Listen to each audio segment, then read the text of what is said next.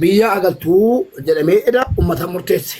Ati gatii bucuu taateef, gatii sabiyyi taateef, uummanni Oromoo hiree sirratti murteessee muree murteessuu kan qabu jalqaba abbaa keetii itti aanee uummata Oromooti. Haati kee amaanaa anatti kennite jechuun gatii sagalee uummata Oromoo ta'eef sittis anattis kennite. Anatti kennite jechuun Oromootti kennite jechuudha.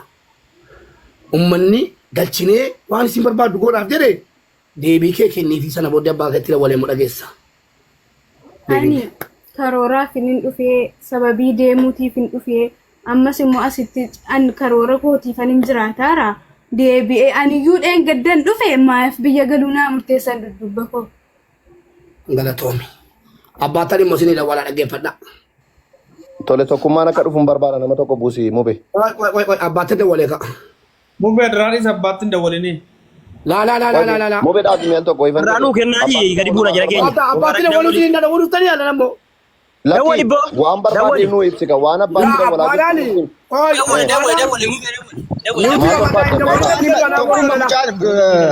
Mubaarik mucaan ergisiin himatte kanas abbaan barbaachisu dhiisi mucaan taa'uun barbaada jettee Abbaarraa maal barbaadde? abbaarra maal beektaas mucaan Abbamo tokkoffaa aamiyyeen abdi waan hin beeknaa isaan aamiyyeen edda mana sharafu dubitti assalaamu alaikum.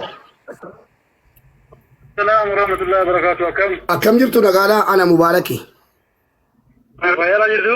Nagaa alhamdulillah. Eenyuun abbaa eenyuuti isin? Abduu Abbaa Jamaati.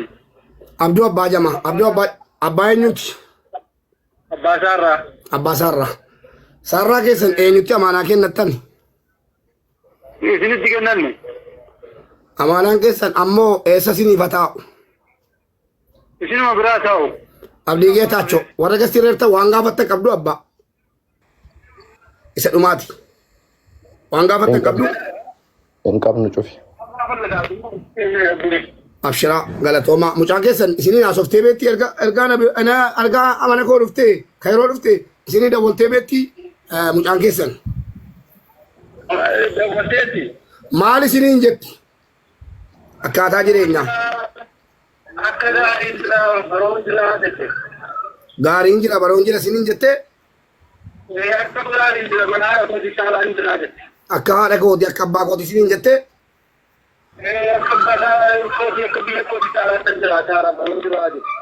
Galatoomaa ulfaadhaa isiniif an dawwala nagaatti.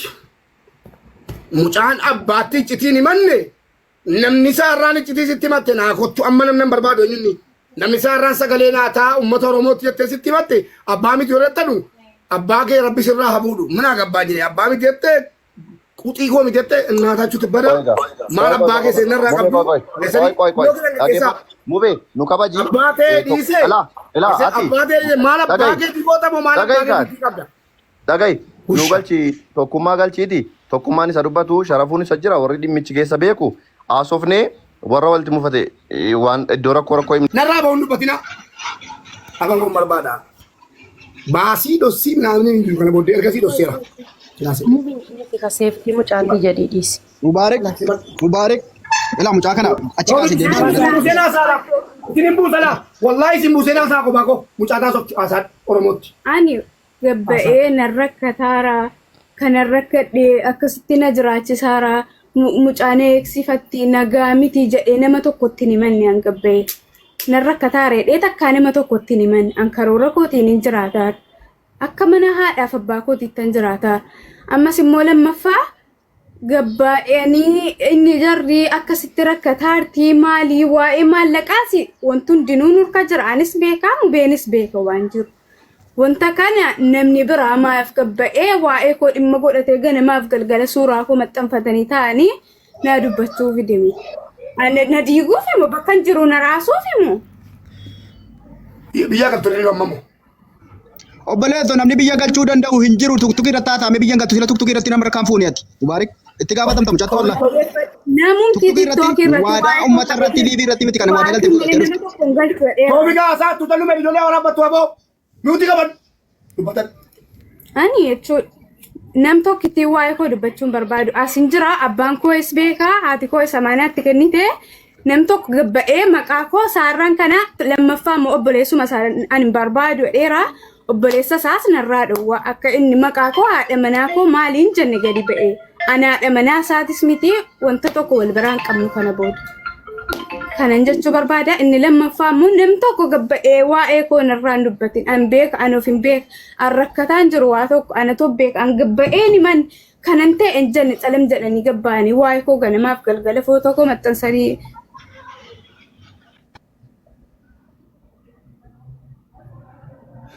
Amiyeen ni jedhamu immoo fira kooti jedhe naa galchaa jedhee dubbate. Qoy. Isa Amadee jedhamus an Amadeedhaa wajjin firaa miti abbaa koo. Baqa Amadis mubee kottu ta'i kalas mucaanaa tofte himattee kalas namattee ergaa sii dabarfatte kalas hin gaa kayyatan sirraa. Kai kalas. Nam tokko maqaa koo nam tokko Baqa ergaa kee dabarfatte dhaqeen nam tokko maqaa kee barbaaduun. kalas ergaa kee dabarfatte kalas kai. Maaloo koo Kai baqa gaa kalas kai gagaalan mubarak dhufee taa'u kai gaa. Inni si kai Koi. Mubay. Tofik itti maa jitan michoon haa himatu namni gola geeffadhe. Koi mubee. Sooraan dhageeffadha. Koi mee dhageeffadha. Tokkummaa waan biraa haa ta'u jira. Itti natti maa jettan michoon haa himatu. Michoon uummata Oromoo maal tafaan bana hin kijibina wallahi billahi Tofik hin kijibina. anamma Oromoo Dhageeffadhu mubee koi. Haga waggaa meeqa inni jiraachisu itti naayi tabbaa keessanii jirtan. Eetii arra oliitanii jechuudha akka nama isin beekutti tokkummaa maal haa ta'u jira. Kijibdu. Maal haa ta'u jira. Dhageeffadhu caala mubee nam tokko namni lama nama bu'u bakka bu'u. No, mucaa maddiin fiigina. Mubaarak deemu jiraanii maddiin fiigina. Maddiin fiigina.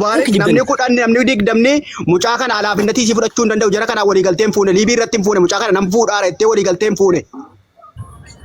Liibii irratti gaggeessuu hin dandeessu. Maaliif liibii irratti miti kanatti fudhattee dhufte? Si biratti argine malee liibii irratti mucaa fuudhee geessaara uummata Oromoo itti fuudhee kanaan nama liibii irratti fuute gadhiisuu hin dandeessu. Namni si arrabsee dhiisee. Gadgeessuu hin dandeessu. Namni si arrabsee akka Oromoo mubee gargaarree galchina malee isin harka keessaa hodhaadhaa isin ni kijibdani. Wallahi billahi Tofik lakkii woo galtuuf hin qabdu. Mucaan bakka maal godhe keessan hanqamma duratti hanqamma duratti abbaa qabdi mucaan nama dhugaa deemu qabda yaa tokkummaa maal haa ta'u jira akka Mubaarak michoota doorsisee akka garri gartee inni waan biraatiin irra yoo isin yoo waan kana dubbadhu jee malee akkan dubbanne tana haa ta'u jiran hin kijibina yaaqi sirraa kaasi seenaa kamaa irraa kaasi tana Abigeetat. Oya abigeetat waa gaafadha ilmoo qaba. Abigeetat. Anaaf dhugaan miti. Karraan Samiiraadha wal loltee moo anaa wal loltee naan jaarsummaa dubbatte tu asiin deemin. Xaates. Lakkii warabbal kaabaa tokko hin dubbanne. Wallaahi. Waan tokko immoo itti dallanee sitti mandheera moo sitti itti dallanee waa wayi. Natti matte. Natti iddoo siin bultu itti dhayinee kilaasii keessatti natti dubbatte kophaatti. Gosa waa'ee isiiti moo waa'ee ilmoo kootiiti moo waa'ee hojiiti moo waa'ee warra kootiiti moo waa'ee lubbuu isiiti. Waa'ee bilaati. Waa'ee jireenya isiiti. Ati jedhee Mubaarak na waame. Kottuu mucaa kana fideen dhufe nuti karoora qabna. Kottuu gorsennaan dhaqee gorseeraan ati kan dhufte kana asitti immoo biyya baqaatii. Jireenya biyya baqaa kana keessatti immoo wal gargaaramee wajjin jiraatama. Mubaarak isin hin dadhabu mana keessatti Samiira anatu jedhee hin da'um Samiiraan wajjin hojjechiistu waan dandeessu gargaariini. Silkii immoo hin tuttuqini. Silkii dhiira faanas ta'u nama kamuu faana laayiviis ta'u hin baay'isinii jedhee anatu gorseen. Maaliif namni nama dogoggorsaa waan hin taane godha waan ta'eef kana ana biratti gorsi wallaahi. Amma abdi tokkoffaa amma kana Mubaarak maalu sirrii dheettaa kana Mubaarak sidee maalu sirrii dheettaa. Maallaqni saabameera. Intala Oromoo mana isaa galchee hidhaadhaa biigeessa jirti. Warri rukutti mucaa eddi Samiiraan dhageessu. Samiiraan wallaahi billaahi tillaahi. Mubaarakaati shamaraa miti dhiira garaa ittiin rakkisan qabdu maaf furri fakkaati shamaraa miti dhiira garaa ittiin rakkisan wallaahi hin qabdu. Akmal dhiifama Akmal. Mubaarak gaaffii yoo na gaafate Tofik maal jette nan dhageenye. Mubaarak amma liibii irratti fidee mucaa keessan harkaa fudhaa jedhee kun sirriidha. Liibii irratti fuudhee inni uummatarraa. Namni lama sadii isa arrabsee naan mucaa kottaan harkaa fudhaa jechuun isaa sirriidha Mubaarak. Sun haariidha Tofik sun haariidha rakkoon qabu kun haariidha. Dhaggeeffadhu laa galatni nama maal namaa koobee dhufuudha jedhe Oromoon ni galee. Kanaafi Mubaarak ana wajjin deemtee anis faana ture. Nama kuma amantii basa galaa biigoo nama kuma amantii basa galaa irratti abbaan saarraa maal jedha ka jedhu kana achitti dhawwame dhaggeeffadhaa. Isuma namaanaa jedhu iyyuu nan galchaa galchu. Hin galchiin namni jedhu yoo jiraate Waay. kana booddee miidiyaa irratti dhaggeeffadhaa kaa dhaggeeffadhaa. Akkana goona dhaggeeffadha. Muubee akkana goona. Waa tokko itti qofa carraa tokko itti naa kenna. Ila sakandii shanan koo kanan dubbadhu maa inni beektu yaa Oromoo namni as itti dhaggeeffata hartan kuni ani nan rafa wallaahi tun rafin iddoo dhaqanii galmaamu sana maqaan samaa inni isa geessee wajjiniin makiinaa keessa rafee wajjin guyyaa lamoo guyyaa meeqa jechuudha. Inni dhayin naannoon salfii achi nama dadhabsiisan nama raffisannaan wajjiniin tan karaatataa ture wallaahi mubaarak geesse iddoo dhaqanii galmaamu maal jedhama maqaan isaa isa dhaqanii galmaamu sana biyya bakka ta'u. Makrishinii. UN jechuudha. Guyyaa lama irratti hin bule. Jechuun UN dhaqee qorra keessa makiinaa keessa wajjiniin buleela wallaahi jechuun waanan gaa beekun sinitti maarraa amma nachiirutti sini galee UN wajjiniin bule. Kanaaf mee mucaan kun isii kanarraa maal barbaada maaliif akkana godha mana ofii keessa kaa'ee mucaan kun eessa dhaqxe ammatu mana sanaa baatee firam qabdu nama hin beektu namni isiin beeku tokkollee hin jiru inni immoo silkii dhawwineef anan doom kan dhawwu. Abdii koo Maaliif? abdii adaraan itti agarsi tokkoffaa Sharafuddin edda galgala nama wayii fidee Aamiyyee mucaa jedhamu fidee firasiitii jedhe tokko jedha diraamaa Oromoo irratti hojjetamaa jiru waa'ee kooti ana cabsudha. Firasiitii naan jedhu abbaattan dawwalee sinna geessaan jedhe wanta nama abbaatti silaa abbaattan dawwala jennaan utaalee bu'e gurbichi qabadhaa.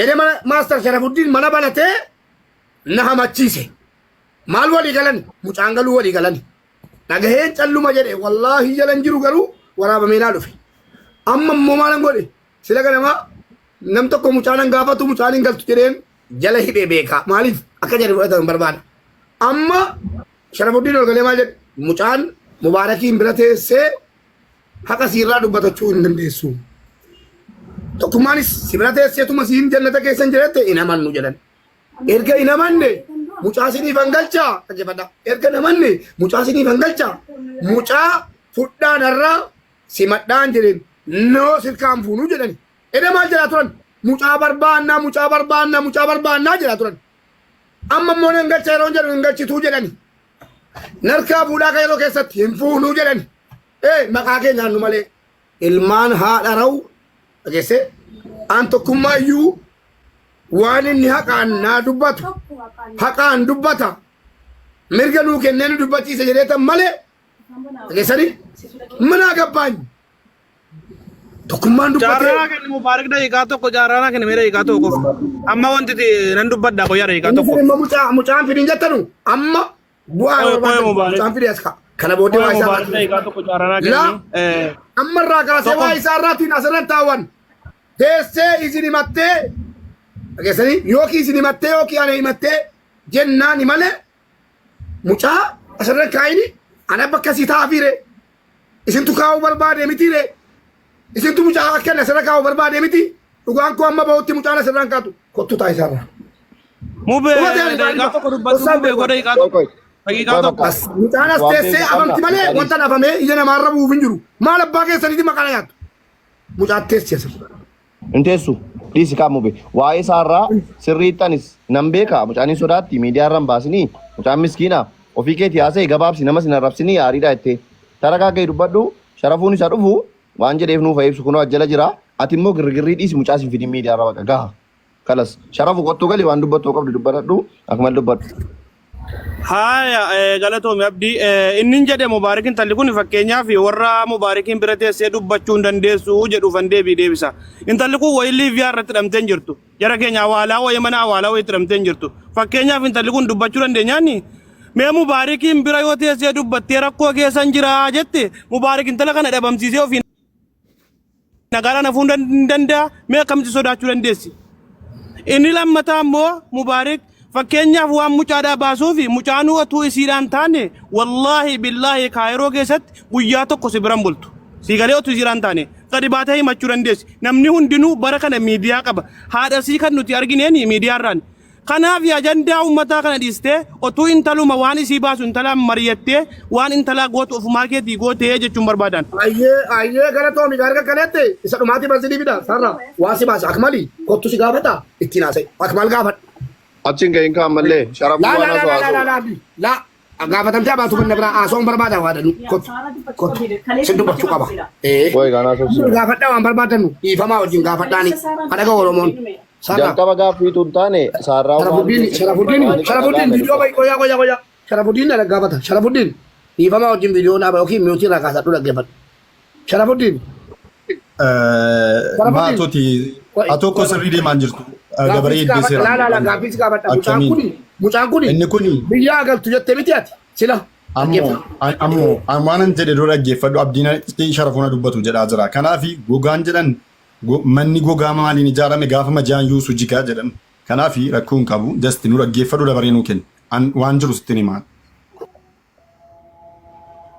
waan jiru miti mucaan biyya galtu malee yeroo isin biyya galte an lafa gaafa dheeraa fi mazaagaja moo kantiibaa argeeraa fi lafa nan fuudhaaf jette miti sadiisi mana kee jirra mubee dabaree nu kenni maali waan haasofte irratti si gaafataara galchuufanii isi mattaa Saaraa dhaggeeffadheen isi mattaa Sharafuddin haasoo qofaa miti waan haasofne irratti nan dubbadhaan dhaggeeffadhu na dubbadhaan nan dhaggeeffadhu galchaafanii isi mattaa Nan gaaffii dubbadha. godhe yookiin noo naan jedhe Okay, sitti himaa qoy kama ani maayimii miti an tiktookii namni banee natti hin kennine man nama ofii kan kooti ban banadde siifan dubbadhaa na dhaggeeffadhu inni ajjala jiru nama guddaa inni taa'aa jirus nama guddaa saarraan mootee dubbattee kaatee dhaggeeffanneerra mucaan jengenaa.